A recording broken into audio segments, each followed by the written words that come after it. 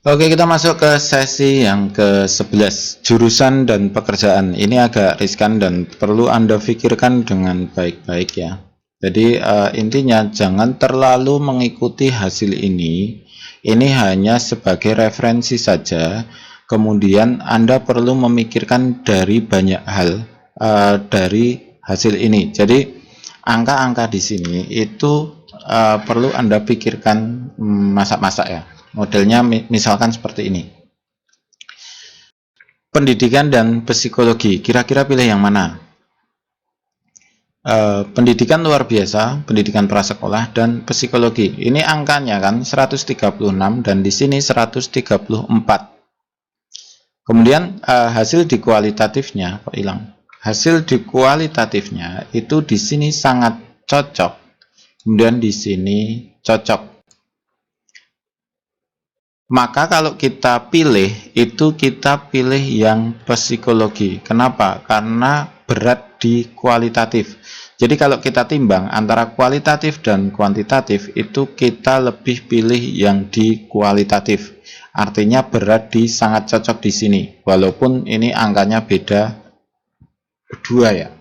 Kemudian, misalkan antara belum ya. Kemudian kita melihat ini hasil dari dominasi otak. Di dominasi otak itu hasil ini kasus ini ya. Kasus ini itu otak kiri lebih tinggi. Artinya kalau ngomong itu kan dia terbata-bata seperti saya ya. Jadi kalau ngomong itu membosankan. Kalau kalau ngomong membosankan, tidak. Pokoknya intonasinya juga datar-datar aja gitu ya. Nah, itu ketika nanti jadi psikologi akan jadi masalah. Kenapa? Karena ngomongnya kurang lancar. Kemudian kalau di pendidikan luar biasa juga jadi masalah. Kenapa? Karena ngomongnya kurang lancar. Kenapa? Karena di sini otak kiri dominan gitu loh. Memang bisa dilatih ya. Jadi kalau ngomong bisa dilatih bulan baleni itu ya diulang-ulang itu bisa, tapi lama gitu loh. Ini saya ngomong gini, ini saya udah berlatih loh. Jadi jangan dipikir saya nggak berlatih, nggak persiapan. Saya udah persiapan dan ngomong ini seperti ini udah lebih dari 4 tahun dan hasilnya juga cuma seperti ini. Jadi nggak bisa bagus itu. Saya sering iri kalau melihat orang bisa ngomong enak gitu, didengerin enak itu. Berikutnya, intinya Anda melihat dominasi otak di sini. Jadi hasil Anda di otak kiri. Jadi ambil kira-kira pekerjaan yang bisa dikerjakan tidak terlalu harus bertemu dengan banyak orang. Berikutnya, di sini ada gaya kerja. Anda di mana gitu kan? Di sini pada kasus ini Anda adalah seorang pembangun. Kemudian Anda juga seorang pencipta. Kemudian Anda juga seorang komunikator. Artinya, ketika komunikator tapi otak kiri, maka dia komunikasi dalam bentuk tulisan. Jadi tidak bisa komunikasi langsung ngomong sama ngomong. Kalau ngomong sama ngomong cepat lelah. Bukannya tidak bisa, tapi cepat lelah gitu loh. Saya ngomong gini, lelah gitu loh. Jadi setelah ini saya tidur. Jadi otaknya itu lelah banget kalau ngomong. Itu kelemahan otak kiri. Kemudian apa yang harus kita lakukan gitu ya? Pembangun, komunikator, dan pencipta. Kira-kira di mana posisi jurusannya yang enak gitu. Kemudian kita juga melihat prospek masa depannya. Masa depannya kira-kira seperti apa? Misalkan ya, ada beberapa pekerjaan yang akan digantikan mesin pada mungkin 10 tahun mendatang, 20 tahun mendatang itu pekerjaan itu akan hilang. Seperti apa? Misalkan akuntansi karena bisa diganti dengan komputer. Pajak, udah ada software pajak. Kira-kira apa lagi?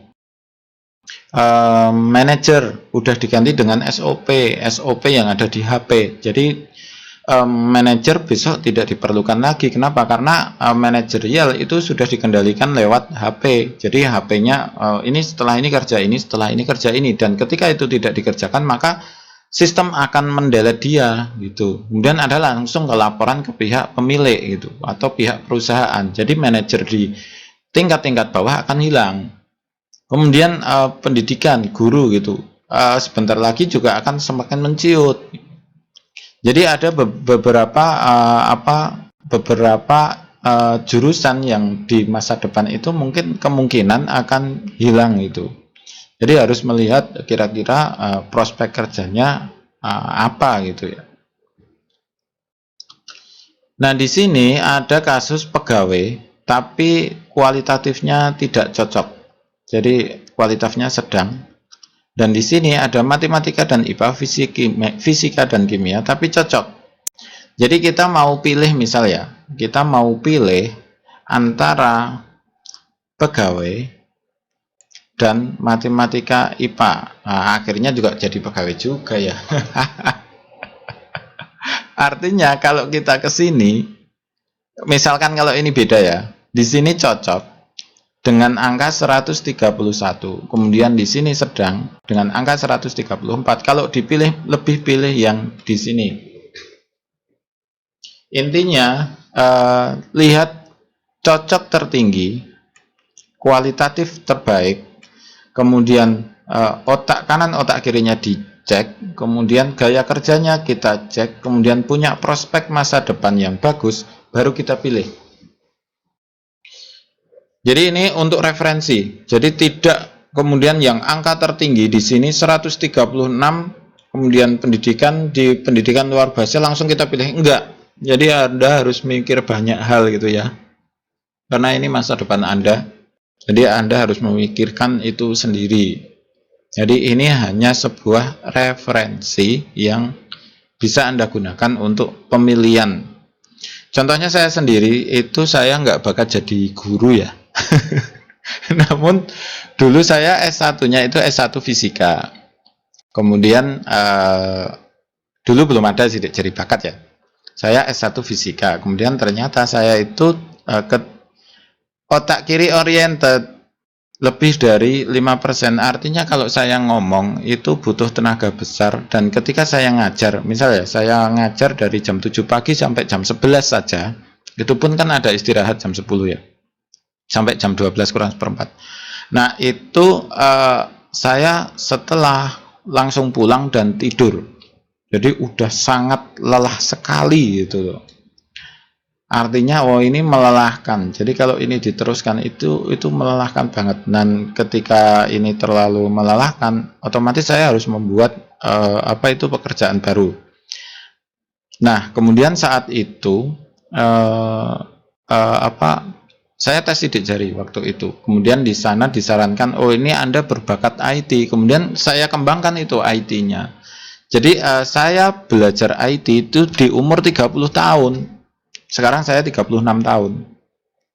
Jadi intinya terlambat lah kan. Bukan terlambat sih sebenarnya. Cuma waktunya dulu belajar itu jadi nggak kepakai. Kita bisa bayangkan, maksudnya saya bisa mungkin kalau misal dari dulu saya itu kuliahnya itu di IT, mungkin hasilnya akan berbeda. Namun ya berbeda juga dengan saat ini gitu. Jadi intinya ketika Anda melakukan salah jurusan, masalah itu nanti akhirnya di masalah. Jadi untuk membuat jurusan ini itu harus difikirkan matang-matang benar. Kemudian angka di sini itu juga berpengaruh dengan tabel yang ada di atas tadi. Di sini ada dengan angka 133 itu 22 dibanding 1000. Jadi Anda sangat berbakat di sini karena apa? Hanya 22 orang, misalkan populasi itu 1000 orang, pesaing Anda itu cuma 22. Jadi di sini kan ada ininya, perkiraan persaingannya gitu ya. Misalkan jadi manajer, ini persaingannya kira-kira di sini ada apa ini ya? Perkiraan kesuksesan Anda. Perkiraan kesuksesan.